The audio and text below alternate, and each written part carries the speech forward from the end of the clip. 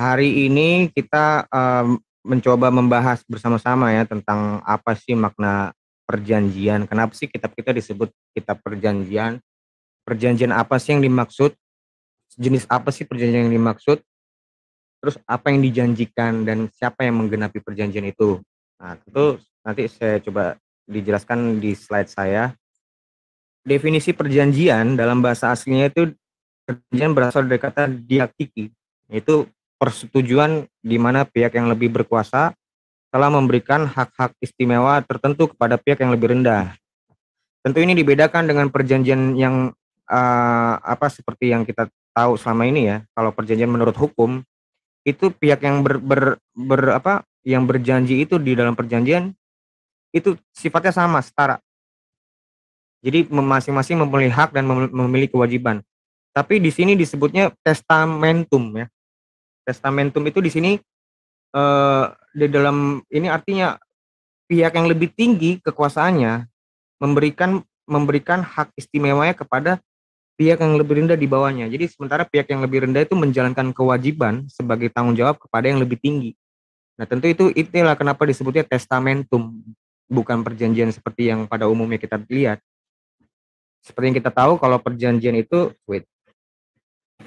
terdiri dari perjanjian lama dan perjanjian baru. Di mana perjanjian baru itu adalah merupakan suatu perjanjian yang menggenapi dari perjanjian lama, dari perjanjian yang sebelumnya. Lalu kita lihat perjanjian apa sih yang pertama kali latar belakangnya kenapa ada perjanjian itu? Itu sebenarnya latar belakangnya semua karena dosa. Ketika Adam dan Hawa jatuh ke dalam dosa, kemuliaannya itu hilang. Sehingga mereka melihat ketelanjangan diri mereka dan mencari daun-daun untuk menutup ketelanjangan diri akibat dosa itu. Itu di Kejadian 3 ayat 7. Namun Allah nggak berkenan tuh cara usaha manusia menutup dirinya. Lalu Allah memberikan cara sendiri untuk menutup dan menghapus dosa manusia itu dengan jalan membuat pakaian dari kulit binatang untuk manusia dan untuk istrinya itu lalu mengenakannya kepada mereka. Nah, di sini inilah kurban pertama yang ada di dunia ini, bahwa Allah itu sendirilah yang memberi dengan caranya untuk menutupi keberdosaan manusia tentang pengetahuan tentang dosanya yang karena dia telah melanggar. Akibatnya mereka tahu kan kalau dirinya sedang telanjang. Lalu perjanjian pertama yang setelah itu Tuhan memberikan perjanjian nih kepada kedua khususnya Hawa ya. Itu disebutnya di Kejadian 3 ayat 15. Ini disebutnya proto evangelium, Injil pertama, kabar baik pertama. Kabar baik pertama di dalam Alkitab itu ada di Kejadian 3 ayat 15. Aku akan mengadakan permusuhan antara engkau dan perempuan ini, antara keturunanmu dan keturunannya. Keturunannya akan meremukkan kepalamu dan engkau akan meremukkan tumitnya.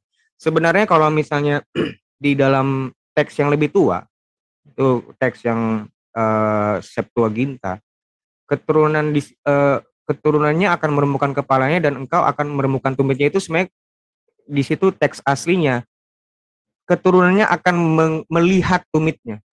Artinya di sini iblis melihat tumitnya, bukan meremukkan tumitnya. Tapi itu nanti penjelasannya mungkin di hal yang lain ya, kenapa bisa ada terjadi varian terjemahan seperti itu ya. Nah, tipologi dari Kejadian 3 ayat 15 itu sendiri itu terdapat di dalam diri Yesus. Bahwa pada waktu itu di Matius 3 ayat 7, ini aku bacanya, tetapi waktu ia melihat banyak orang Farisi dan orang Saduki datang untuk dibaptis, berkatalah ia kepada mereka, "Hai kamu," ini Yohanes Pembaptis ya, "Hai kamu keturunan ular bludak, siapakah yang mengatakan kepada kamu bahwa kamu dapat melarikan diri dari murka yang akan datang?" Tentu orang Yohanes Pembaptis tahu persis maksudnya keturunan bludak ini ya, maksudnya dari keturunan yang dimaksud yang akan meremukkan itu yang di Kejadian 3 ayat 15 ini. Ayat-ayat terkait yang di sini tuh terkait ular beludak itu di Matius 3 ayat 7, Matius 12 ayat 34 dan Lukas 3 ayat 7, boleh di teman-teman cek sendiri ya. Nah, di sinilah ular beludak itu, makanya pada saat Yesus disalib, orang-orang Farisi itu melihat Yesus persis di atas kepalanya mereka itu sendiri, mereka melihat Yesus dengan di matanya di depan tumitnya. Kalau meremukkan tumitnya tentu Yesus itu kan nggak dipatahin kakinya. Tumitnya kan dia nggak dipatahin. Tapi itulah di dalam teks yang berkembang sekarang menjadi meremukkan. Itu menarik untuk dibahas tentang meremukkan atau melihat ya. Nah, perjanjian kedua itu perjanjian di zaman Nuh. Hmm. Maka akan ini di Kejadian 9 ayat 11. Perjanjian apa yang dimaksud?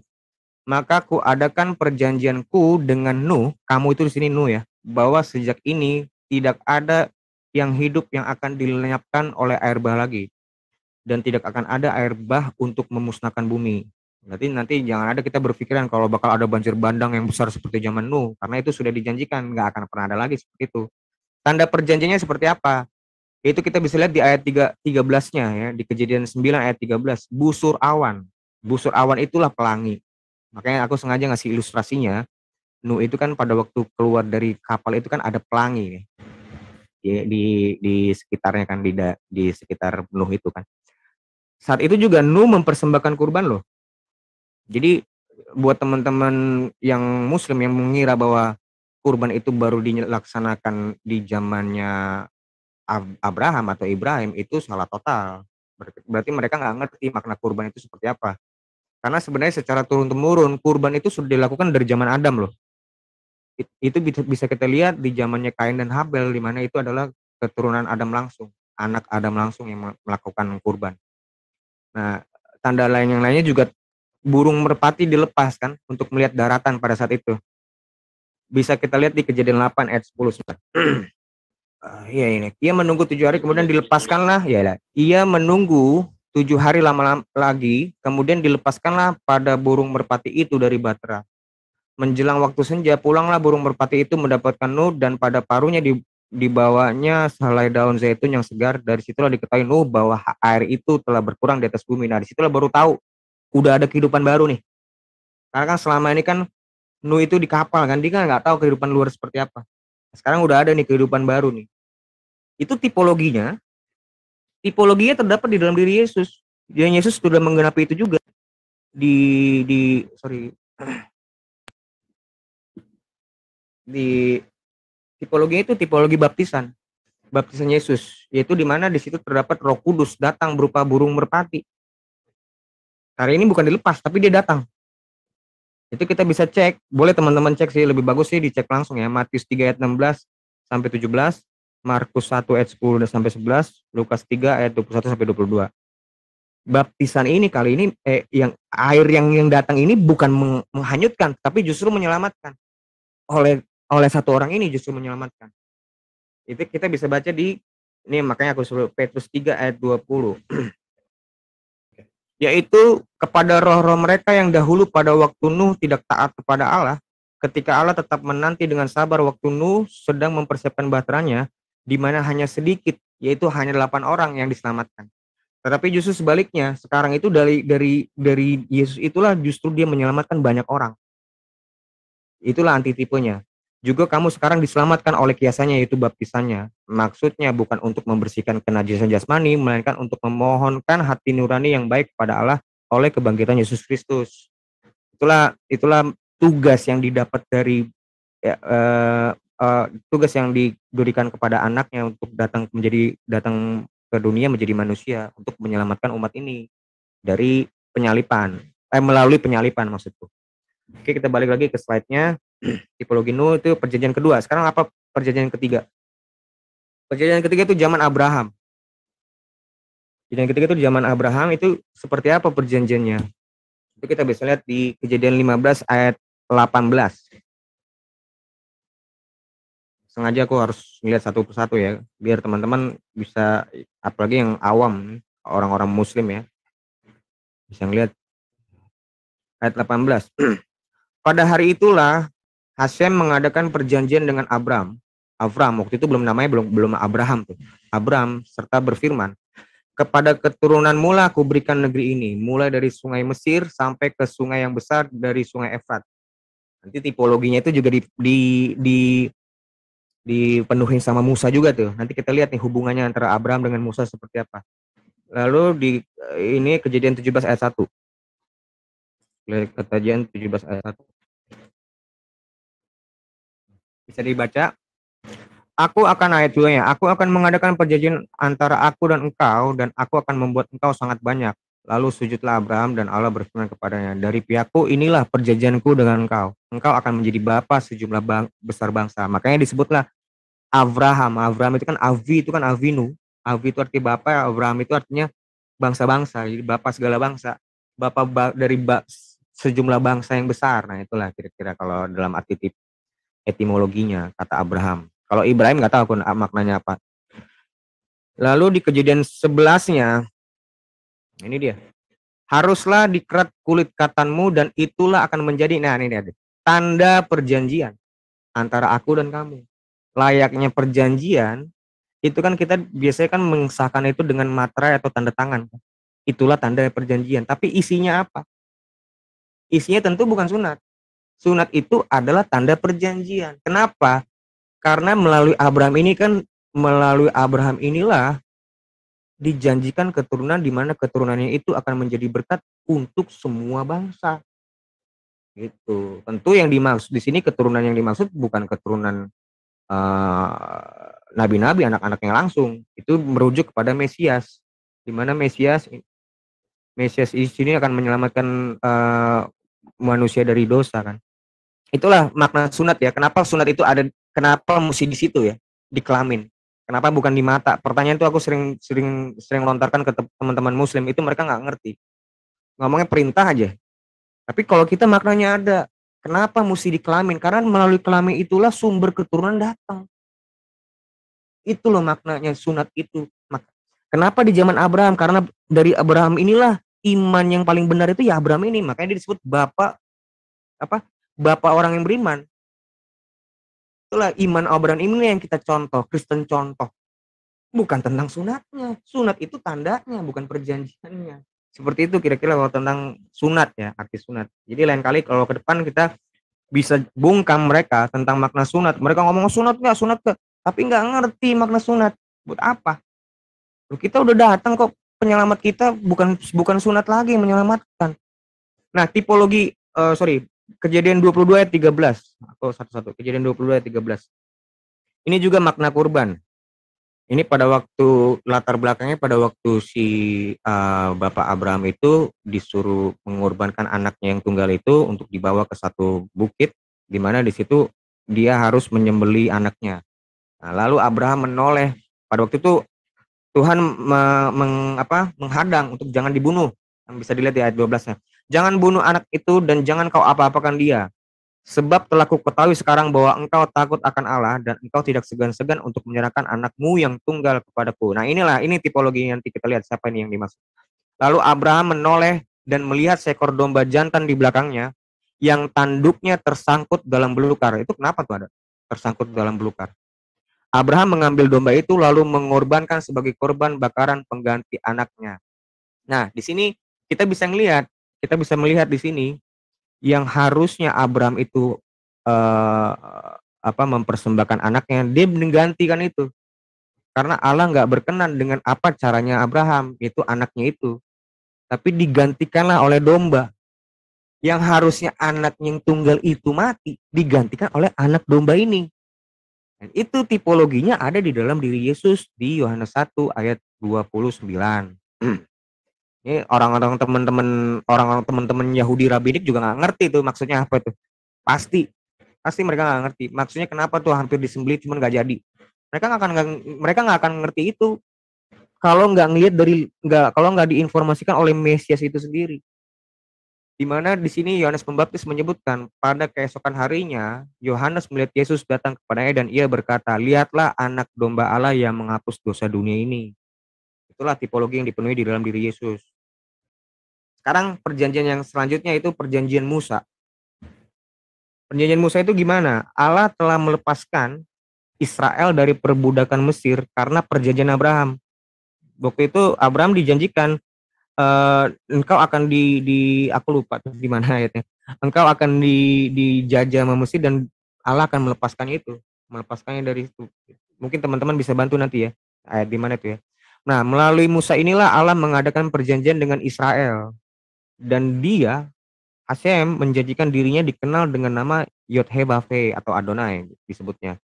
Perjanjian Allah dengan Israel ditunjukkan dengan pemberian hukum dan ketentuan peribadatan dan kehidupan Israel yang tujuannya agar bangsa Israel hidup kudus. Kudus di sini bukan suci artinya ya. Dia hidup kudus itu memisahkan diri dari dunia, memisahkan diri dan tidak hidup seperti bangsa-bangsa yang tidak mengenal Allah. Itulah kenapa bahkan dari cara mereka berpakaian, bahkan dari cara makanan-makanan yang masuk ke dalamnya itu tentang haram dan halal itu diatur. Inilah maknanya haram-haram, haram dan halal itu biar supaya orang-orang Israel saat itu bisa dibedakan dari orang-orang yang nggak mengenal Tuhan. Karena kan di dalam ayat yang lain di Mazmur berapa? Lupa aku. Yang Allah hanya berfirman kepada Yakub, kepada Israel. Bangsa-bangsa lain tidak mengenal Allah. Soalnya dari keturunan Abraham yang dimaksud itu dalam hal ini ya Musa. Nah, ayat-ayat terkait di situ kita bisa baca ya. Keluaran 24 ayat 4 sampai 8. Ini terkait dalilnya. Lalu Musa menuliskan firman Hasem itu. Keesokan harinya pagi-pagi didirikanlah mesbah di kaki gunung itu dengan 12 tugu sesuai dengan kedua belas suku Israel. Nah, perjanjian itu selalu ditandai dengan kurban loh. Ada darah yang tercurah. Nanti kita lihat tuh tipologinya seperti apa tuh yang dimaksudnya. Kenapa mesti darah? Oke. Terus kita lihat di Keluaran 34 ayat 27. Sini kita lihat persiapannya Musa itu seperti apa nih. Berfirmanlah Hasem kepada Musa, tuliskanlah segala firman ini sebab berdasarkan firman ini telah kuadakan perjanjian dengan engkau dan bangsa Israel. Makanya di situ ada kitab Taurat. Dan Musa itulah disebut perjanjian lama ya, kitab Taurat itu. Dan Musa ada di sana bersama-sama dengan Tuhan 40 hari 40 malam lamanya. Tidak makan roti dan tidak minum air. Inilah sebagai tanda dia menerima firman itu. Dan ia menuliskannya pada loh itu. Segala perkataan perjanjian yaitu ke-10 firman. Tipologi ini dipenuhi oleh diri Yesus. Di mana Yesus di Lukas 4 ayat 2 dia di situ ia tinggal 40 hari lamanya dan dicobai iblis. Selama di situ ia tidak makan apa-apa dan sesudah waktu itu ia lapar. Nah, dia di sinilah ini masa di mana Yesus setelah dibaptis dan mau memulai masa pengabaran Injilnya ya, apa sih misinya ya di dalam dunia ini dalam mengkabarkan Injil. Sebelum itu menerima perjanjian baru itu, melaksanakan perjanjian baru itu, Yesus itu berpuasa sama seperti Musa yang dulu pada waktu menerima firman itu dia berpuasa dulu 40 hari 40 malam. Oke, kita bisa lihat lain di Matius 4 ayat 2. Jadi kitab kita ini itu bukan kitab turun satu-satu ya, ini sangat sinkronisasi dengan perjanjian sebelumnya. Matius 4 ayat 2. Bukan kitab yang ada asbabun nuzulnya. Dan setelah berpuasa 40 hari dan 40 malam, akhirnya laparlah Yesus. Jadi inilah tipologinya. Bahwa pada waktu Musa menerima hukum Taurat itu, Musa berpuasa 40 hari 40 malam. Yesus pun pada saat mengabarkan Injil, yaitu di mana perjanjian baru akan diadakan, dia juga berpuasa. Sebenarnya banyak lagi ya, jadi aku mengambil yang garis besar ya tentang perjanjian ini. Yang terakhir, ini nubuat perjanjian baru datang. Kita bisa baca di Yeremia 31 ayat 31 sampai 34.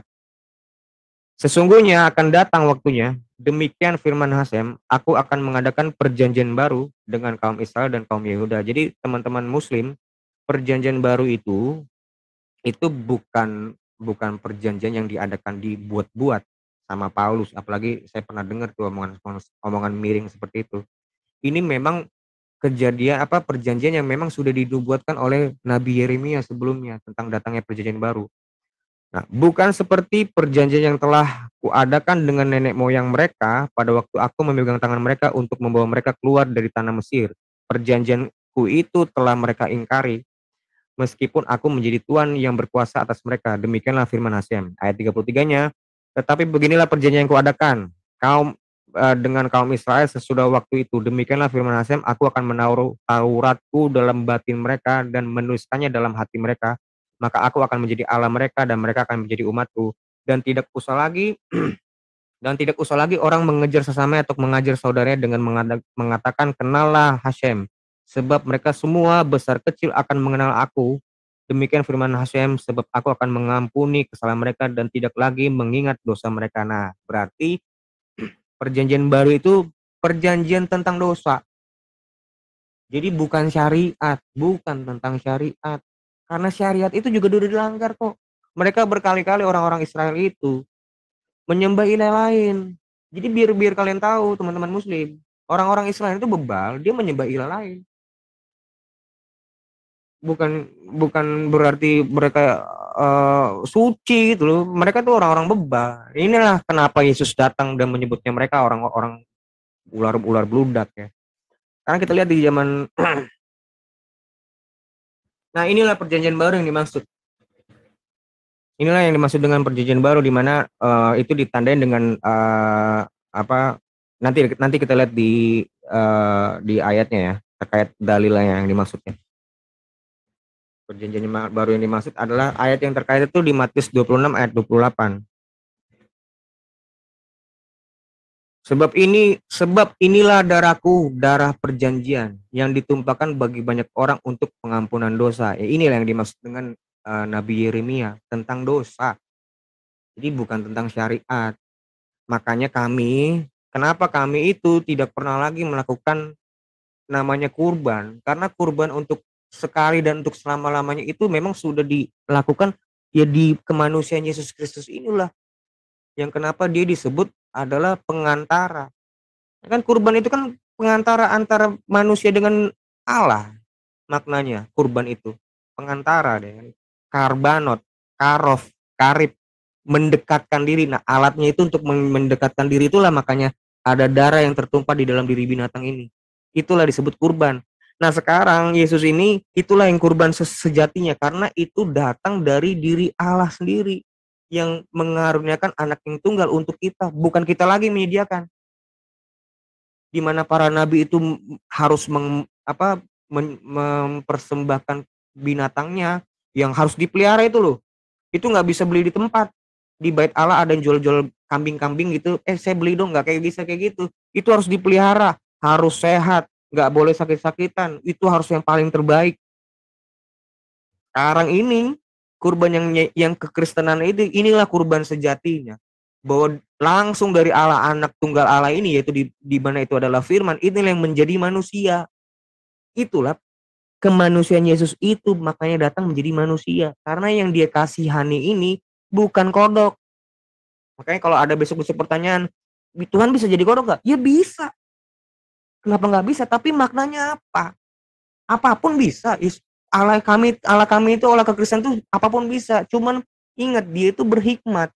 Segala sesuatu yang dikerjakan itu ada maknanya, bukan seperti ilah lain yang ngasih perintah gak ada maknanya.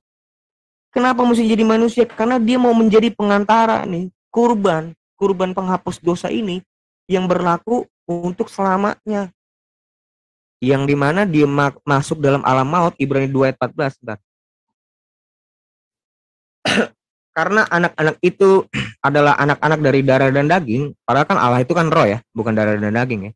Maka ia juga menjadi sama dengan mereka. Artinya apa nih artinya? Ia juga menjadi sama dengan mereka. Artinya sebelumnya bukan nggak sama, tapi dia menjadi sama mereka, sama kita dan mendapat bagian dalam keadaan mereka, dalam keadaan kita, supaya oleh kematiannya ia memusnahkan dia yaitu iblis yang berkuasa atas maut.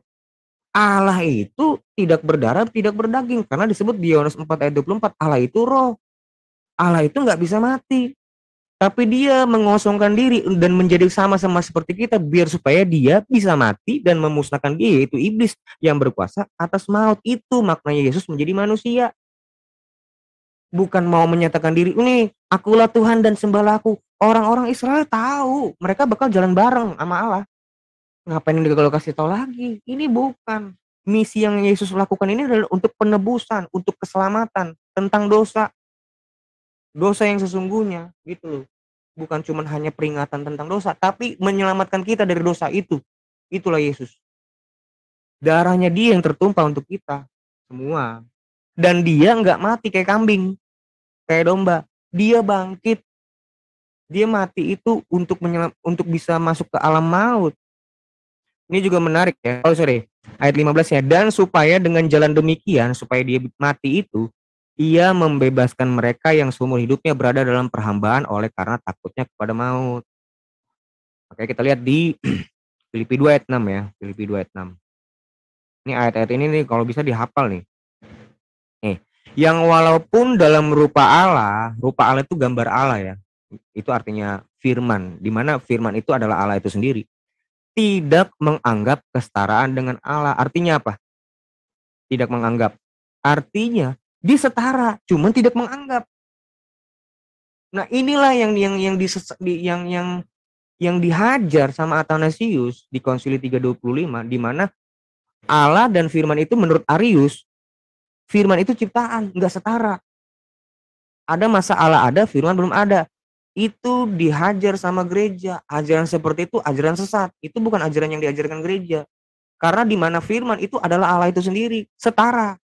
Tentu kemanusiaannya Yesus yang tidak setara. Makanya Yesus ngomong pada saat dalam keadaannya manusia, Bapa lebih besar daripada aku. Ya betul. Memang benar dia jadi manusia kok. Tapi pada prinsipnya firman itu dan Allah sama nggak? Setara. Di sini ada ayatnya, tidak menganggap kesetaraan dengan Allah itu sebagai milik yang harus dipertahankan.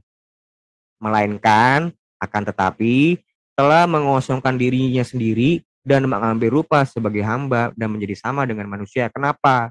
Biar supaya dia bisa mati. Itu jawabannya. Di Markus 14 ayat 24. Oh, itu sama tuh. Ibrani 9 ayat 14.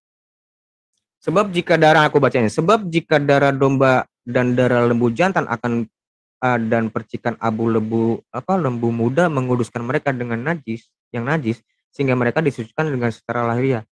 Betapa lebihnya darah Kristus yang oleh Roh yang kekal, Roh Kudus, telah mempersembahkan dirinya kepada Allah sebagai persembahan yang tak bercacat, akan menyucikan hati nurani kita dari perbuatan-perbuatan yang sia-sia supaya kita dapat beribadah kepada Allah yang hidup. Karena itu ia adalah pengantara dari suatu perjanjian yang baru supaya mereka telah terpanggil dapat menerima bagian yang kekal dan sebagainya. Sebab, nah ini menarik nih, sebab di mana ada wasiat, di situ harus diberitahukan tentang kematian pembuat wasiat itu. Karena suatu wasiat barulah sah kalau pembuat wasiat itu telah mati. Sebab ia tidak berlaku selama pembuat wasiat itu masih hidup. Makanya pernah kan dengar nggak Yesus ngomong, uh,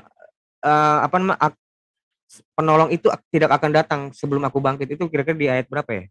Di Yohanes mana yang dia menubuatkan tentang Roh Kudus, yang itu yang akan menyertai para murid-muridnya dalam pemberitaan Injil. Ya, Roh Kudus itu akan datang. Apa? Ayat berapa? Boleh dibantu teman-teman. Roh Kudus itu tidak akan datang sebelum aku pergi. Nah, ini yang dimaksud tuh. Inilah yang dimaksud. Dia harus menyelesaikannya dulu, baru wasiat itu, maksudnya perjanjian ini baru disebut sah pada saat Yesus mati. Makanya Yesus ngomong di kayu salib kan, sudah selesai, dan dia mati. Nah, itulah udah sah tuh. Itulah dia menggenapi seluruhnya. Perjanjian baru itu dengan kematiannya itu. Dan ditandai dengan kebangkitannya itu, berarti artinya maut itu tidak berkuasa atas dirinya. Itulah bukti kalau maut nggak berkuasa. Ini kita bisa baca nih langsung ini panjang ya, ayat 14 sampai ayat 18 boleh dicatat tuh. Itulah sebabnya maka perjanjian pertama tidak disahkan tanpa darah. Perjanjian itu harus disahkan dengan darah. Karena di dalam darah terdapat nyawa. Imamat 17 ayat 14. Ini, karena darah itulah nyawa segala makhluk.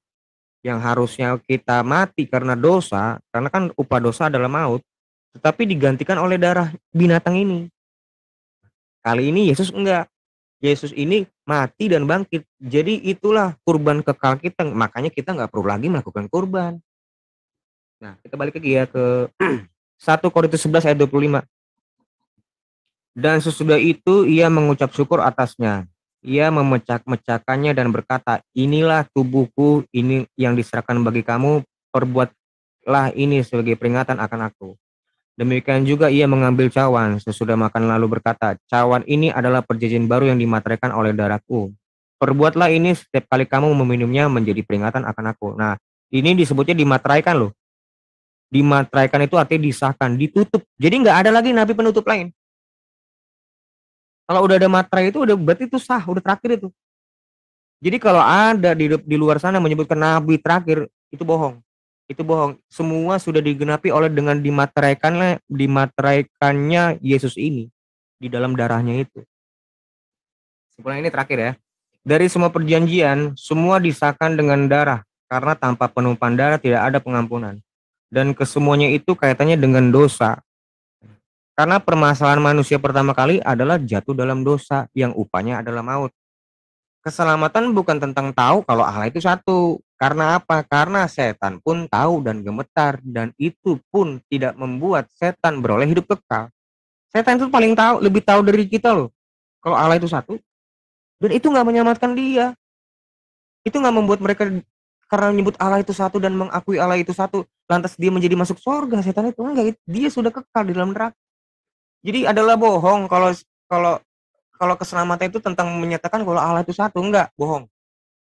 Permasalahan kita tuh tentang dosa, bukan tentang Allah itu satu, enggak. Itu kita udah tahu semua di dalam kekristenan bahwa Allah itu satu. Jangan ngajar-ngajarin kami. Tapi bagaimana Allah yang satu itu? Seperti apa karya keselamatan dia kepada umatnya, pada manusia yang dia cintai? Itulah kabar Injil yang benar tentang kerajaan Allah, bukan tentang syariat. Ngapain? Kita juga punya syariat kok di Indonesia ini.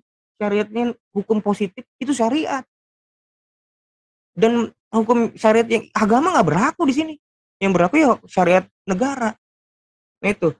Aduh sampai mana? Dan itu pun tidak membuat setan beroleh hidup kekal, namun karena begitu besar kasih Allah, ia telah mengaruniakan anaknya, yaitu firman, kepada barang siapa yang percaya kepadanya, beroleh hidup yang kekal. Yohanes 3 ayat 16. Itulah kehendak Bapa yang dilakukan anak yang taat sampai mati dan mengalahkan maut dalam dan bangkit pada hari ketiga. Dan di dalam diri Yesuslah segala kegenapannya terjadi. Matius 5 ayat 17, di mana memang segala tulisan dan perjanjian lama itu menuliskan tentang Yesus. Kita lihat ya. Ia berkata, Yesus berkata kepada mereka, inilah perkataanku yang telah kukatakan kepadamu ketika aku masih bersama-sama dengan kamu, yakni bahwa harus digenapi semua yang ada tertulis tentang aku, bukan tentang Muhammad, tentang Yesus. Yesus sendiri yang ngomong ini.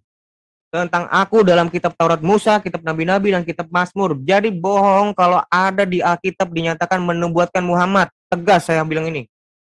Nggak ada pakai, nggak mau nyebut merek. Ini bohong. Kalau mau tunjukkan kitab Injil Isamu, mana di situ ada nama Muhammad. Jangan pinjam kitab kami. Ini di sini jelas Yesus bilang tentang aku, bukan tentang Muhammad. Jangan jangan perkosa kitab kami. Nggak suka saya kalau kayak gitu. Dan ini bukan kitab Allah. Ini kitab Matius, Markus, Lukas, Yohanes. Bukan kitab Allah. Saya nggak tahu kitab Bullah itu seperti apa. Ini kitab Matius, Markus, Lukas, Yohanes tentang sang firman hidup. Sang Allah itu sendiri. Mereka lah yang bersaksi tentang Allah. Bukan kitab yang bersaksi tentang Allah.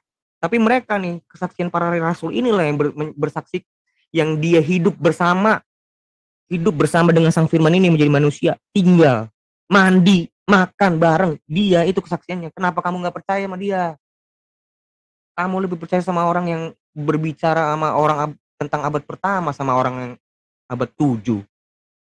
Nah gitu kira-kira teman-teman kalau tentang masalah kenapa kita disebut perjanjian, kitab Alkitab itu adalah kitab perjanjian. Karena Tuhan itu mau menjanjikan tentang anaknya ini, kedatangan anaknya manusia ini yang datang untuk menyelamatkan. Makanya kitab Alkitab itu adalah kitab keselamatan tentang Injil Kerajaan Allah. Kira-kira begitu. Silakan moderator, aku silakan ke moderator. Oke, terima kasih Pak Erben. Pak Erben, sorry. Terima kasih Pak Aderion untuk pemaparan materinya. Ya, terima kasih Bapak Ibu karena masih setia. Kita sudah sama-sama mendengarkan tentang penjelasan narasumber kita. Alkitab adalah kitab perjanjian, dan di sini kita akan masuk sesi berikutnya, yaitu sesi Q&A. Mungkin ada dari Bapak Ibu yang ingin bertanya atau ingin menanggapi. Saya akan mempersilahkan dan saya himbau untuk kita semua rasan terlebih dahulu sebelum kita bertanya. Oh iya, ini langsung ada yang resen ini. Ada Pak One Way. Shalom Pak One Way, selamat sore Pak. Iya, selamat sore. Iya, ada Sore, yang selamat sore, dipertanyakan. One Way. Ya. Saya mau bertanya nih ke Aderion ini. Yesus anak tunggal Allah gitu, betul? Anak Yesus Allah. anak tunggal Bapa, betul? Betul, betul. Nama Bapak siapa? Oh, ini mau nanya atau mau interogasi? Enggak, nanya. Kan Nanya saya jangan bertanya, nanya interogasi. Jangan. nama Bapak siapa? Baik, moderator, aku nggak nerima diinterogasi. Saya Waduh, hanya mau gue nanya deh, bukan Pak Wan Way. interogasi, nanya. langsung aja Nanya kan? pertanyaan, baru nanti saya jawab. Silakan.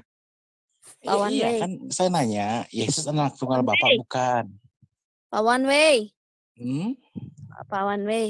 Mungkin kalau bertanya yang sesuai topik aja ya Pak ya. Topiknya Alkitab kita perjanjian. Jadi lo Jangan nanya yang kabur-kabur. sesuai topik Homo erectus.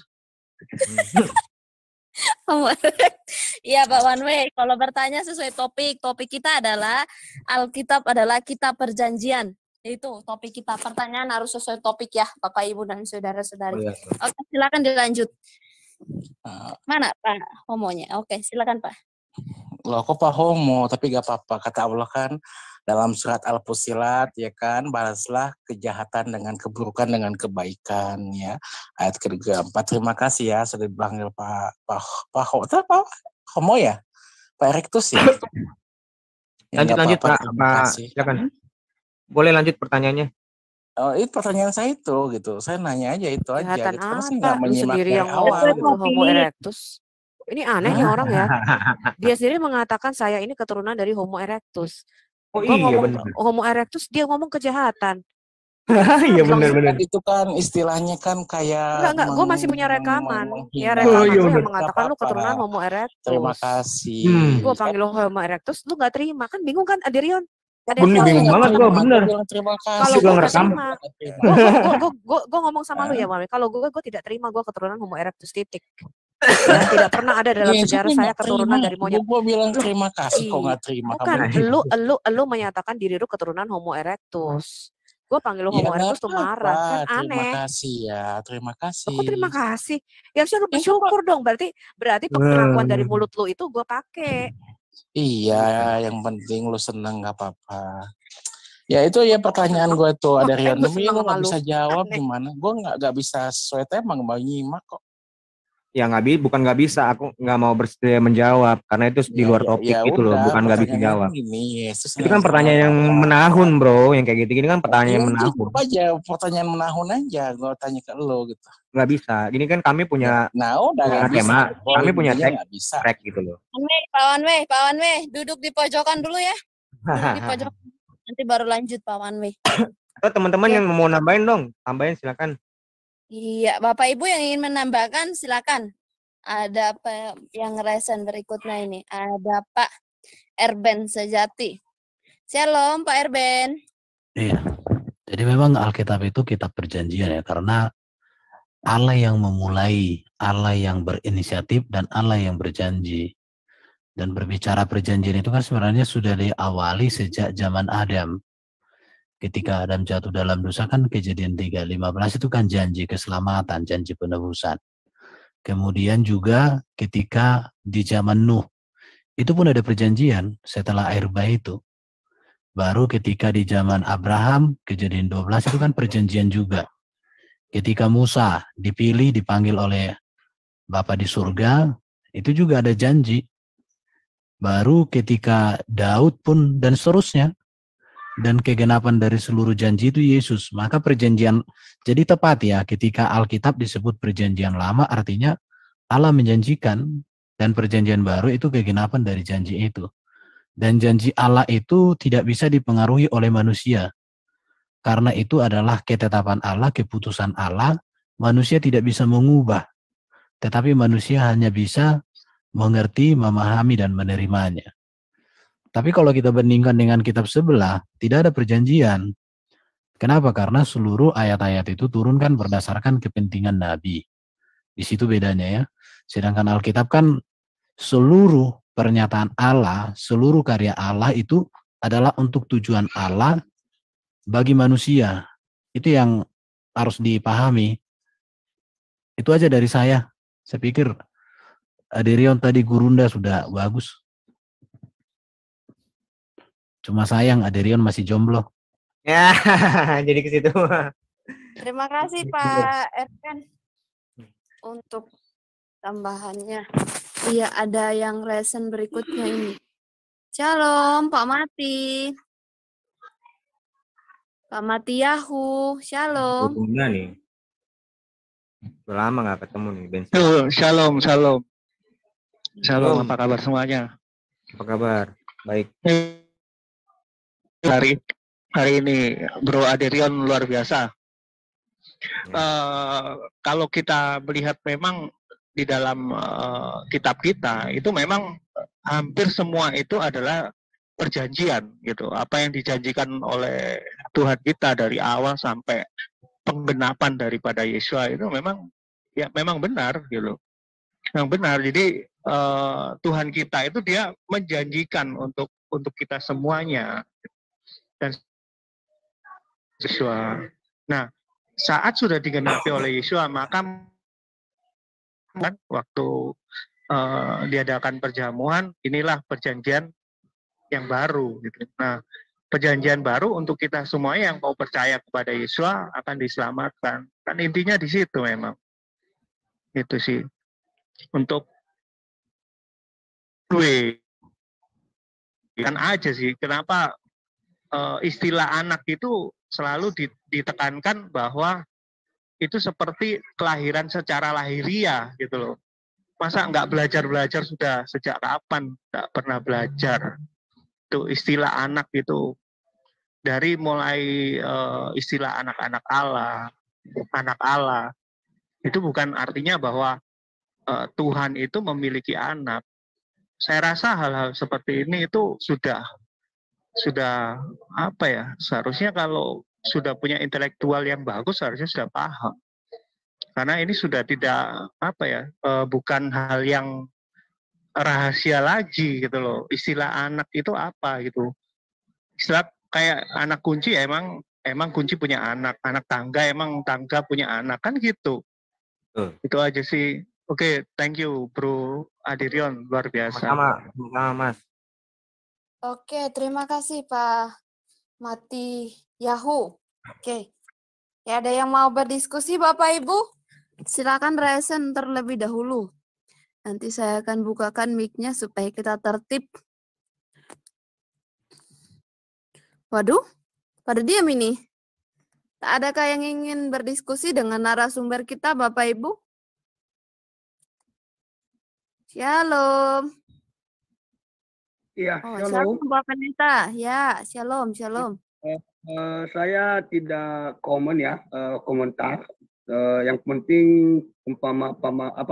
penyampaian Aderio tadi memang udah jelas dan di situ bisa kita kutip ya sebagai orang yang percaya pada kitab bahwa tidak ada ya nubuat dan tidak ada penggenapan selain Alkitab ya, dengan kitab-kitab yang lain.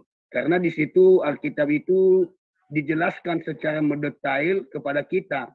Tapi kadang-kadang orang yang memahami Alkitab itu tidak membuka hati, dia memakai logika manusianya, makanya dia atau mereka tidak bisa memahami arti sesungguhnya firman Tuhan itu. Lanjutkan Aderio ya, mantap. Siap Pak. Oke Pak, siap. Thank you. Iya. Adakah yang ingin berdiskusi Bapak Ibu dan saudara-saudara sekalian? Shalom. Atau kita tutup aja ini Pak karena semua mungkin udah pada ngerti. Iya, betul. Ya, mungkin closing statement dulu Pak sebelum Bapak berdoa dan untuk tutup. Sekalian closing terus berdoa Pak. Oke, siap. Terima kasih atas waktunya teman-teman. Jadi kesimpulannya, kitab Alkitab itu kitab kesaksian, kitab yang bukan turun tanpa sebab gitu loh, yang turun dalam masanya gitu tanpa ada maksud apa-apa gitu loh. Semua kitab itu ditulis dan menuliskan tentang janjinya itu, yaitu dengan datangnya keturunan. Makanya itu yang tadi slide yang aku tampilin itu baru sebagian kecil loh. sebagian kecil itu. Belum saya ngomongin tentang di zaman Daud, di zamannya Yehezkiel dan lain-lain gitu. Bahwa memang akan ada anak di situ, ada keturunan, semua itu berbicara tentang keturunan dengan darah yang dipersembahkan itu dengan darah. Makanya di zaman Abraham itu kenapa ada sunat dan kurban? Itu ada kaitan eratnya, bukan tanpa makna, bukan ngomongin kesucian, loh apa hubungannya? Jenis kelamin itu dipotong dengan kesucian, lalu lantas nabi-nabi sebelumnya bagaimana? Nggak selamat begitu? Itu PR kalian. Kalian harus tahu itu tentang sunat itu apa. Kami tahu persis. Kami tahu persis kenapa itu sunat. Kenapa mesti di situ? Kenapa bukan di hidung? Kenapa bukan di mata dicolok? Kenapa bukan di kuping? Darahnya itu keluar dari keturunan ini nih. Makanya kenapa itu di kelamin ini? Dari kelamin itulah sumber keturunan datang kan. Nah, kenapa makanan itu diharamkan, dihalalkan, nggak boleh makan ini, nggak boleh makan itu, untuk mempersiapkan benih yang ada di dalam Israel ini nanti itu pure, kudus, nggak bercampur dengan dosa gitu loh, pure gitu loh. Keturunan kan ini kan ngomongin tentang gen, makanya kenapa kenapa mereka itu tentang keturunan itu namanya apa sih? Sebentar, apa tuh tentang keturunannya? Kalau tentang keturunan tuh kalau di setiap perjanjian di setiap kitab-kitab mereka kan selalu dengan silsilah kan, silsilah inilah Toledot gitu ya. Toledot itu penting buat mereka. Jadi mereka tahu nih silsilah mana. Bahkan saya minta maaf ya, bahkan ada nama-nama silsilah mereka yang mereka hilangkan. Karena ini orang menyembah berhala, dihilangkan itu sama orang-orang yang Yahudi di zaman sekarang. Padahal sebenarnya teksnya ada. Tapi itu menarik untuk kita bahas tuh kalau misalnya tentang masalah mereka itu. Tapi kita bersyukur tentang datangnya Yesus ini sebagai yang menggenapi semua apa yang dibicarakan sama nabi-nabi. Memang Yesus inilah yang menggenapi seluruh misi kenabian yang datang kepadanya. Seperti yang di zaman Ibrani 1 ayat 1 sebentar. Aku buka dulu, aku agak lupa tuh Ibrani 1 ayat 1 dan 2. Setelah pada zaman dahulu Allah berulang kali dan berbagai cara berbicara kepada nenek moyang kita dengan perantara nabi. Nah, nabi itu perantara kan. Nah, pada zaman akhir ini ia telah berbicara kepada kita dengan perantaran anaknya langsung. Jadi ini membedakan Yesus dengan nabi-nabi lain. Nabi-nabi lain itu dia menjadi manusia dulu baru diutus. Tapi ini beda. Yesus itu adalah firman yang menjadi manusia. Kemanusianya itu yang menerima firman, betul. Yohanes 17 ayat 8 bahwa telah kuterima segala perintah firman-Mu. Tapi kan itu bacanya remata ya. Itu nanti penjelasannya lebih detail, bisa lah kita bicarain di kesempatan yang lain. Jadi yang berbicara kepada orang Kristen itu sang firman itu, Pak. Bukan cuma kitab. Agama Kristen bukan agama kitab. Landasan iman kekristenan itu semua berpusat kepada diri pribadi Yesus, bukan kitab.